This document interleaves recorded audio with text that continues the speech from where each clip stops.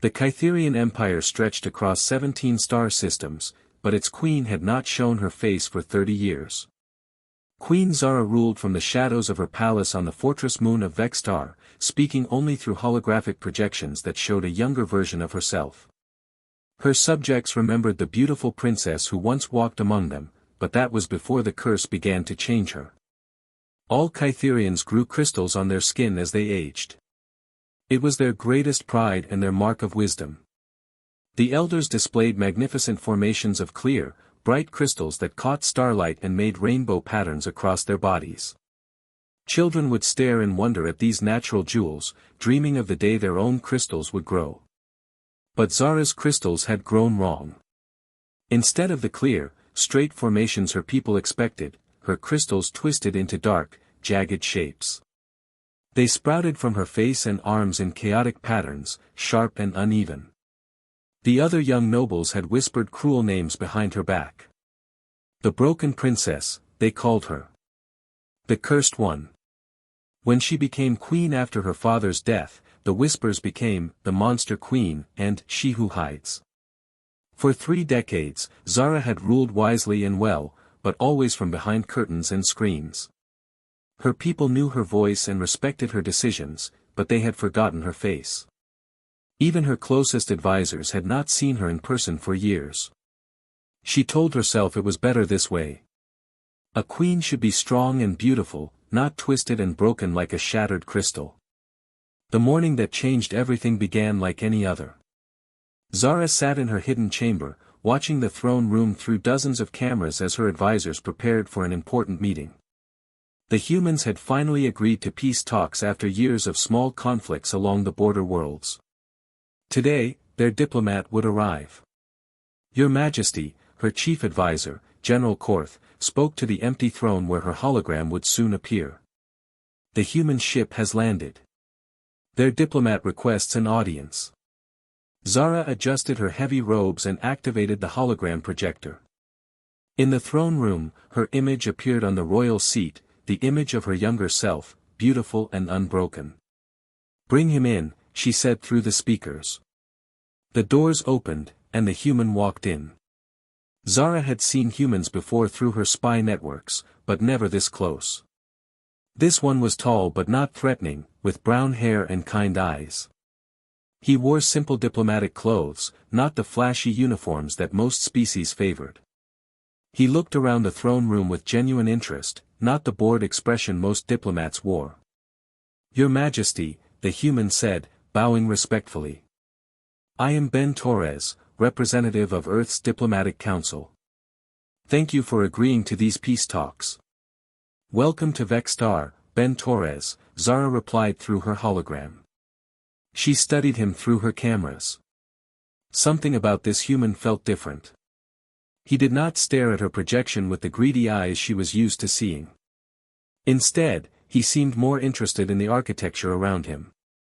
I hope you find our accommodations suitable, Zara continued, following the standard diplomatic script. Ben looked directly at her hologram with those strange, warm eyes. The palace is beautiful, Your Majesty. But I have to ask, why are all the portrait frames empty? The question surprised Zara. Most diplomats focused on trade agreements and territory disputes. They never asked personal questions. General Korth looked uncomfortable, but Ben waited patiently for an answer. Those are old frames, Zara said carefully. We do not display portraits of past rulers. Ben nodded, but Zara could see he was not satisfied with that answer.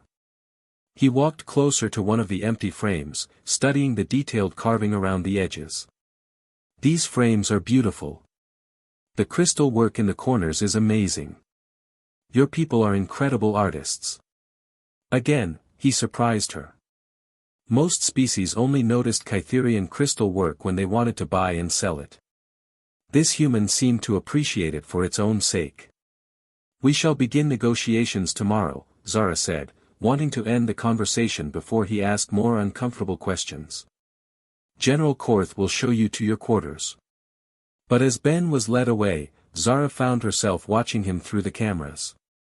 He walked slowly through the palace halls, stopping to admire the crystal formations built into the walls. He asked the guards questions about the history of different rooms. Most surprisingly, he asked about their queen. "Has Queen Zara always been so private?" she heard him ask one of the guards through the audio feeds. The guard's crystal formation darkened with discomfort, the way Kytherian crystals did when they were nervous. "The queen values privacy," was all he said. Ben accepted this answer, but Zara could see the curiosity in his eyes. For some reason, this human wanted to know about her. Not for political advantage or gossip, but with genuine interest. It had been so long since anyone cared about her as a person rather than as a ruler. That night, Zara could not sleep. She paced her hidden chambers, thinking about the human's questions. Why did he care about empty portrait frames? Why did he ask about her? She found herself standing before her own mirror, looking at the twisted crystals that covered half her face and ran down her arms like black lightning. Hideous. Cursed. Broken. The words echoed in her mind as they had for 30 years. The next morning brought the start of formal negotiations. Zara appeared as her hologram while Ben sat across from General Korth at the treaty table. They discussed trade routes and border security, but Zara noticed that Ben kept glancing at her projection with those thoughtful eyes. "Your Majesty," Ben said during a break in negotiations, "I hope this is not too forward, but I am curious about Kytherian culture.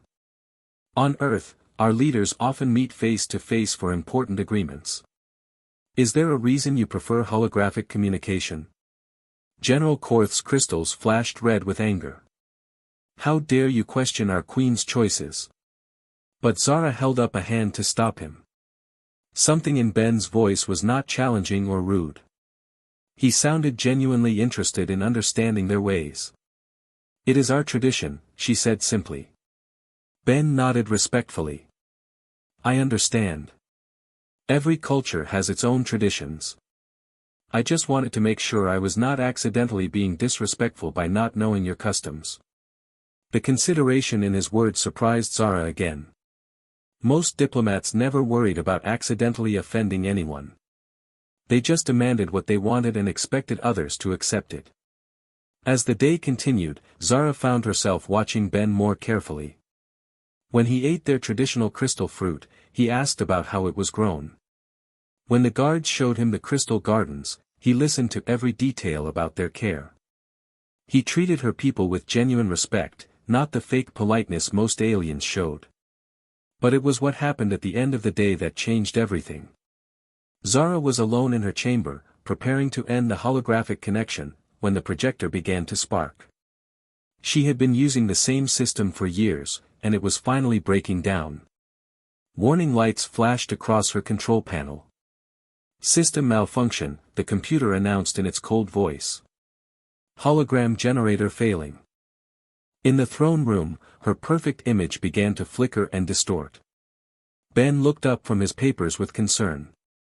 "Your Majesty, are you all right?" Zara tried to switch to backup systems, but they were not responding fast enough. The main projector gave one final spark and died, leaving the throne room empty. But the emergency camera was still running, and in her panic, Zara forgot that it was connected directly to the main screen. For the first time in 30 years, Queen Zara appeared in her throne room as she truly was. Her real face filled the large screen behind the throne. The twisted black crystals ran across her left cheek and down her neck like frozen lightning. More jagged formations jutted from her forehead and the back of her hand as she reached for the controls. She looked nothing like the beautiful hologram. She looked exactly like the monster her people whispered about. Zara expected Ben to gasp in horror.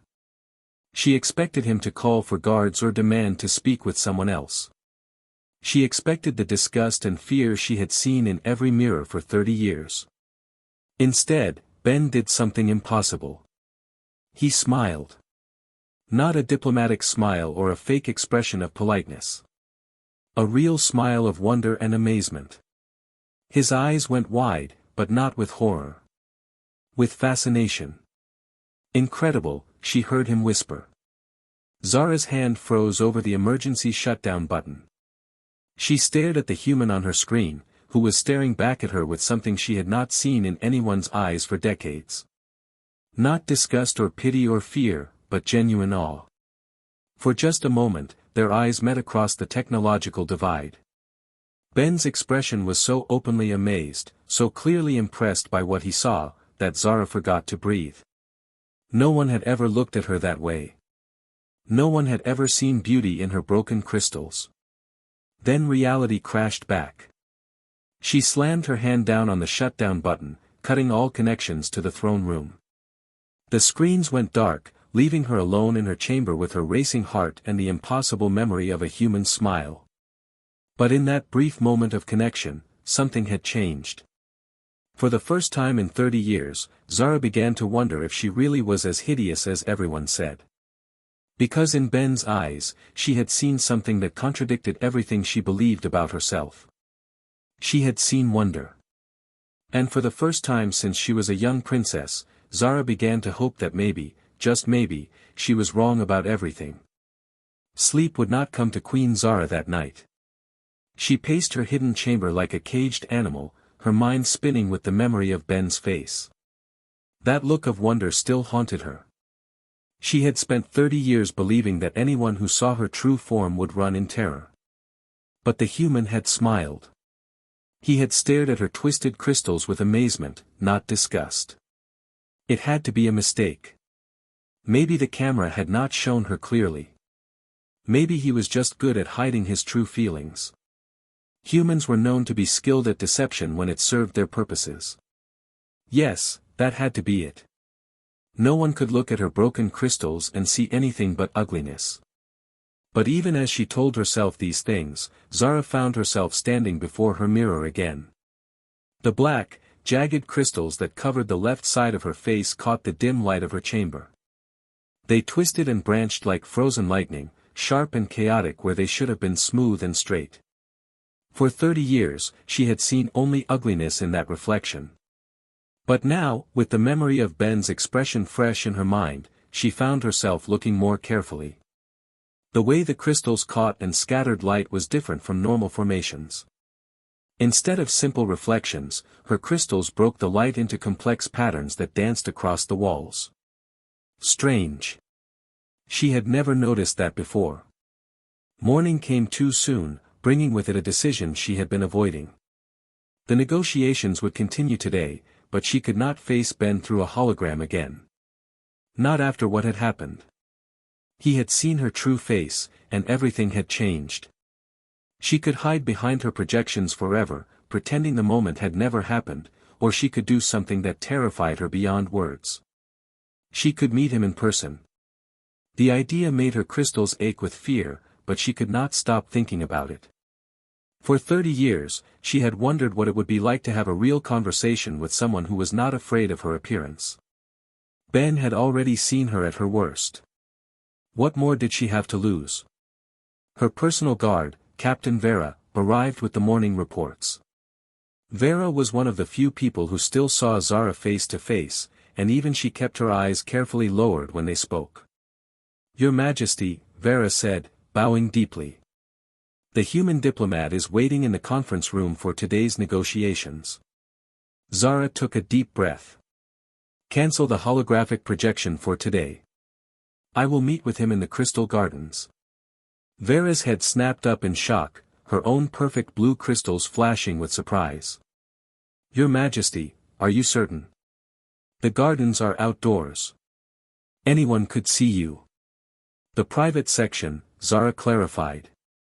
"Make sure we are not disturbed. And Vera, tell Ben Torres that Queen Zara will meet with him personally today." Vera's crystals dimmed with worry, but she bowed again. "As you command, Your Majesty." An hour later, Zara stood at the entrance to her private gardens, wearing a hooded cloak that covered most of her crystal formations. Her heart pounded like thunder in her chest. She had not met anyone new in person for 15 years. The last time she tried, the visiting ambassador had gasped in horror and asked if she was sick. But Ben was different. He had to be. That look of wonder could not have been fake.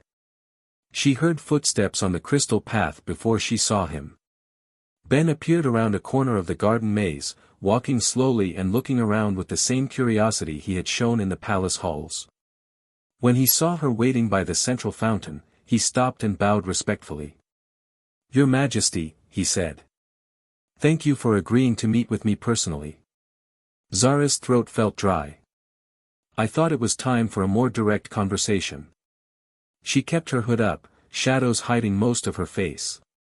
Ben seemed to sense her nervousness and kept a respectful distance.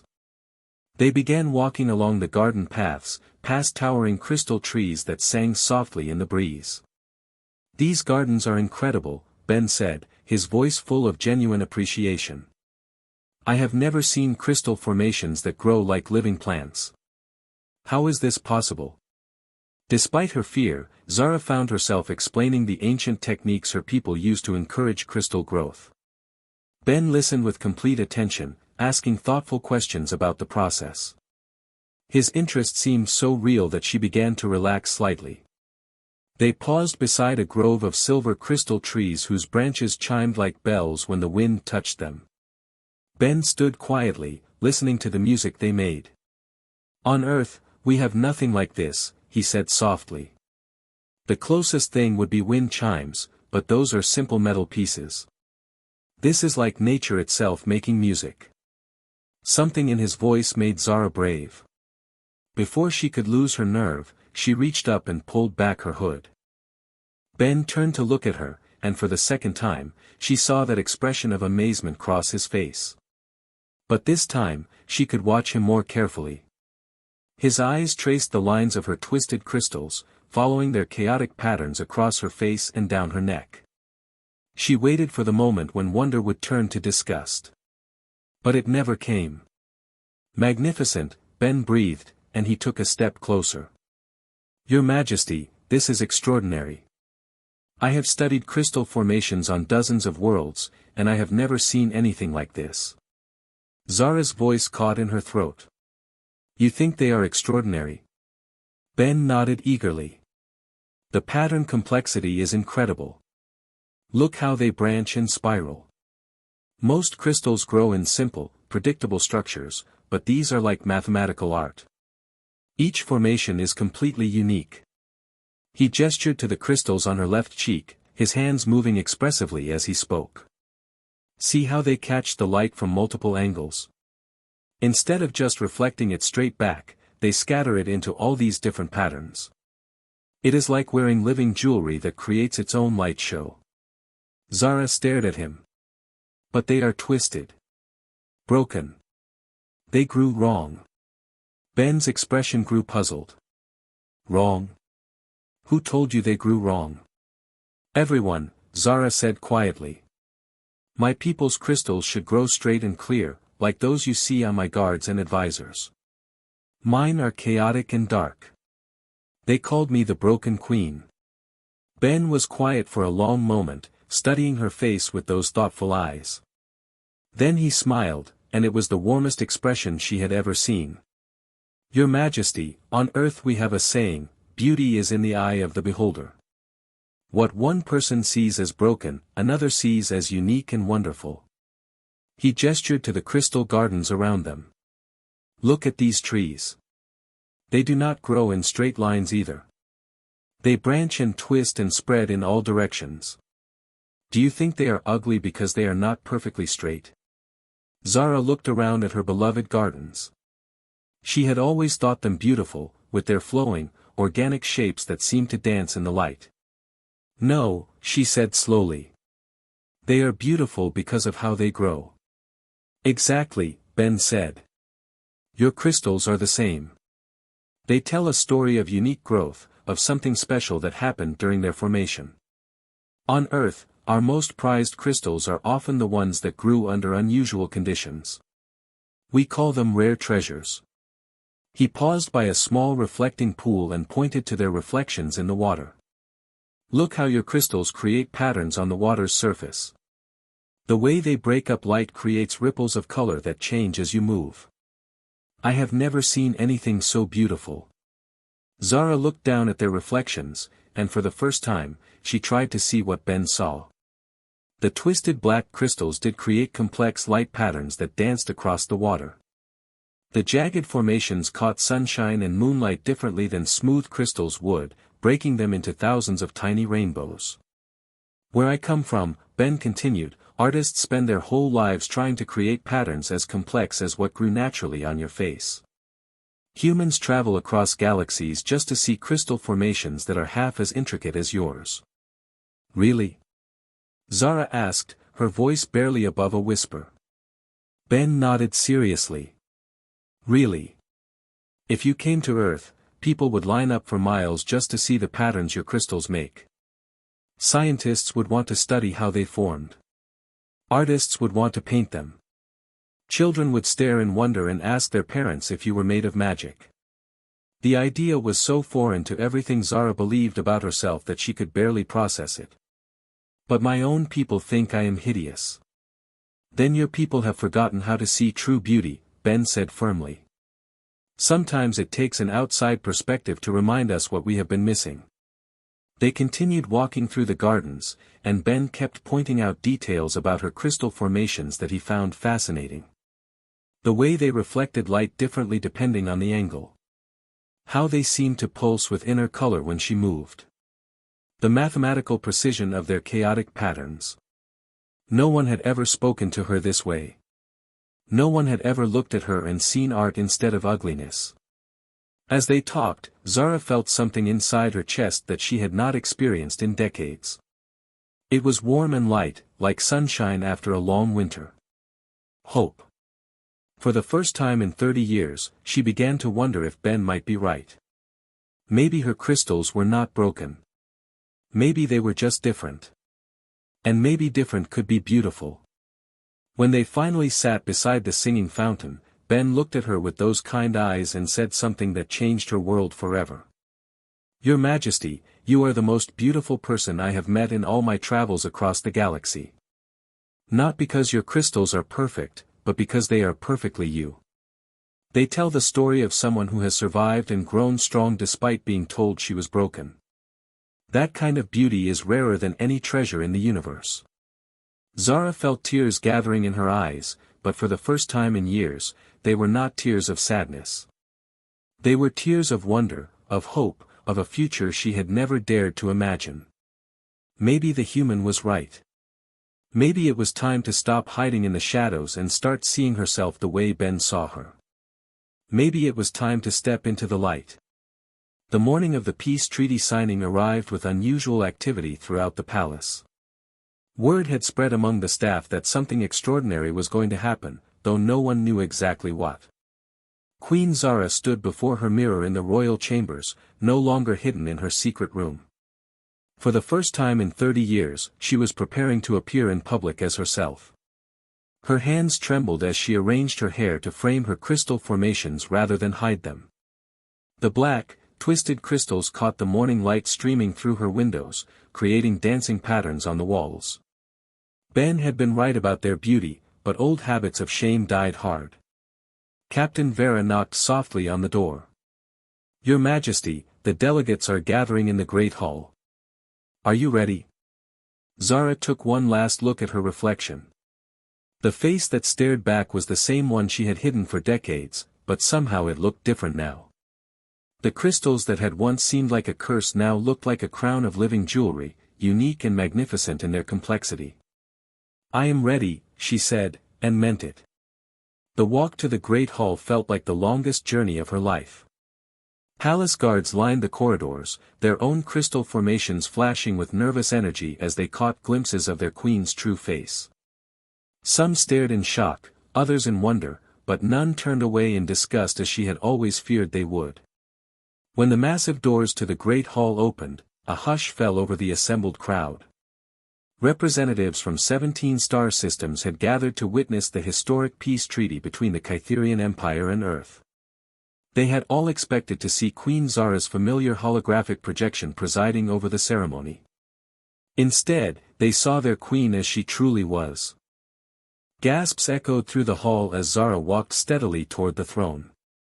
Her crystal formations caught the light of 1,000 ceremonial candles, creating a spectacular display of scattered rainbows across the vaulted ceiling.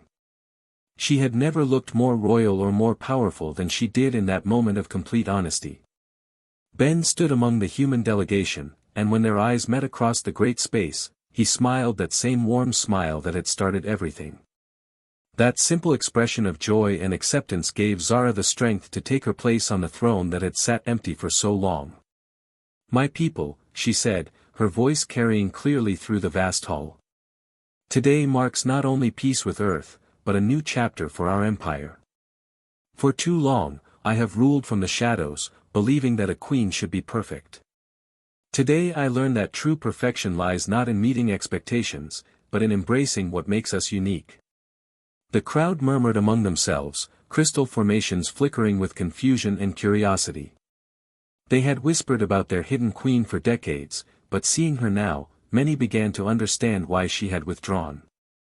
Her crystals were unlike anything they had ever seen on a Kytherian. General Korth stepped forward to begin the peace ceremony, but Ben raised his hand politely. "Your Majesty, if I may address your people before we sign the treaty." Zara nodded, curious about what the human wanted to say. Ben walked to the center of the hall where everyone could see him clearly.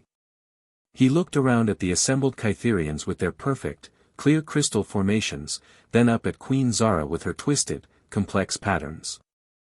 "People of the Kytherian Empire," Ben began, his voice strong and clear. "I have traveled to many worlds and seen many different species. Each has its own idea of what beauty should look like. But in all my travels, I have learned something important about humans that I want to share with you." The hall fell completely silent. Even the ceremonial flames seemed to flicker more quietly. Humans believe that true beauty comes not from perfection, but from uniqueness. We treasure the things that are different, that tell a story, that show us something we have never seen before. When I first saw your queen's crystal formations, I did not see something broken or cursed. I saw the most magnificent example of natural art I have ever encountered. Murmurs rippled through the crowd, but Ben continued.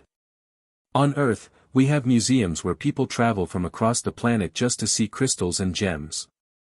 The most prized specimens are not the ones that grew in perfect conditions, but the ones that formed under unique circumstances.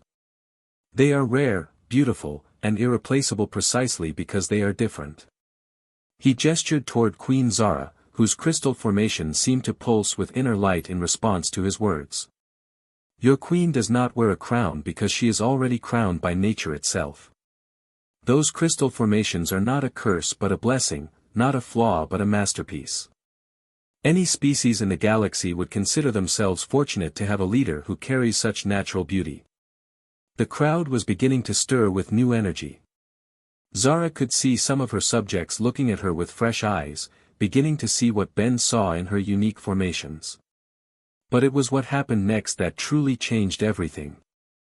A young Kytherian near the back of the hall slowly removed the hood that had been covering her head. Her crystal formations were pale purple instead of the normal blue, and they grew in spirals rather than straight lines. For years, she had hidden her unusual appearance, believing herself to be flawed. Seeing their queen stand proudly with her own unique crystals had given her courage. Then another young Kytherian stepped forward, revealing crystals that were silver instead of blue. Then another with formations that branched like tree limbs. Then another whose crystals grew in perfect geometric patterns instead of the usual organic shapes. One by one, Kytherians who had hidden their unusual crystal formations began to show themselves. They had spent years believing they were mistakes, genetic failures who should be ashamed of their differences. But watching their queen stand proudly, and hearing a human describe such variations as beautiful, gave them hope. Ben watched this transformation with growing amazement. He had not expected his simple observation about beauty to have such a profound effect on an entire culture. "This is incredible," he whispered to General Korth, who stood nearby with his own perfect blue crystals dimming with shock. "We never realized," the general murmured. "All these years, we thought they were flawed. We encouraged them to hide, to be ashamed. But you see them differently. Humans have learned that diversity makes us stronger," Ben explained. When everyone looks the same, thinks the same, we miss out on new ideas and perspectives. Your empire has been hiding its most unique and beautiful citizens. Queen Zara rose from her throne and walked down into the crowd. As she moved among her people, her complex crystal formations created ever-changing patterns of light that danced across the faces around her. She stopped before each person who had revealed their unusual crystals, studying their formations with new appreciation. "You are all beautiful," she said, her voice filled with wonder. "How did we forget this? How did we become so focused on sameness that we lost sight of the beauty in difference?" An elderly Kytherian with crystals that swirled like galaxies spoke up from the crowd. "Your Majesty, we followed the old ways because we thought they were right. But perhaps it is time for new ways." Zara nodded, her mind already forming plans for the future. "From this day forward, the Kytherian Empire will celebrate all forms of crystal beauty. We will establish new traditions, new art forms, new ways of seeing ourselves and each other." The peace treaty signing that followed was unlike any diplomatic ceremony in galactic history. Instead of the usual formal proceedings, it became a celebration of discovery and transformation. Kytherians who had hidden for years emerged to share their unique beauty with the world. Artists began sketching the unusual crystal formations. Children stared in wonder at patterns they had never been allowed to see. But the real revolution began in the days that followed. Queen Zara issued royal proclamations establishing new festivals celebrating crystal diversity. Schools began teaching children that all crystal formations were beautiful in their own way. Museums opened dedicated to the full spectrum of Kytherian crystal art, not just the traditional forms. The changes rippled outward from the capital to the farthest reaches of the empire. Young Kytherians who had spent their lives in hiding emerged to find acceptance and admiration. Families reunited with relatives they had shunned for their differences. Artists discovered whole new forms of beauty they had never been allowed to explore. Ben found himself at the center of a cultural revolution he had never intended to start. Scientists from Earth came to study Kytherian crystal formations, leading to breakthroughs in both geology and art. Human artists collaborated with Kytherian craftsmen to create new forms of beauty that neither species could have achieved alone. Most importantly, the friendship between Earth and the Kytherian Empire grew into something deeper than a simple peace treaty.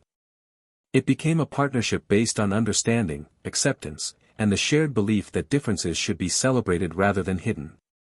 Months later, as Ben prepared to return to Earth, Queen Zara walked with him one last time through the crystal gardens. She no longer wore hoods or tried to hide her formations. Instead, she had learned to arrange them to catch light in new ways, creating art with her very presence. "You gave me back my empire," she told him as they paused by the singing fountain. "But more than that, you gave me back myself." Ben smiled, the same gentle expression that had started everything. "I just helped you see what was already there.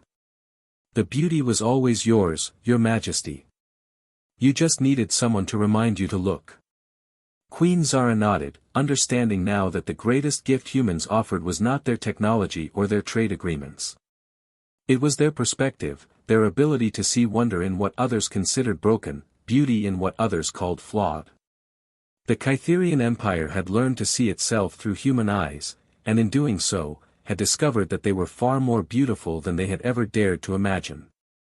As Ben's ship disappeared into the star-filled sky, Queen Zara returned to her palace, where her people waited to see their queen as she truly was. The empire that had once whispered about the broken queen now celebrated the crystal light queen, and the light she carried illuminated not just her own world, but the hearts of all who learned to see beauty in difference. The revolution of acceptance had begun, and it would change the galaxy forever.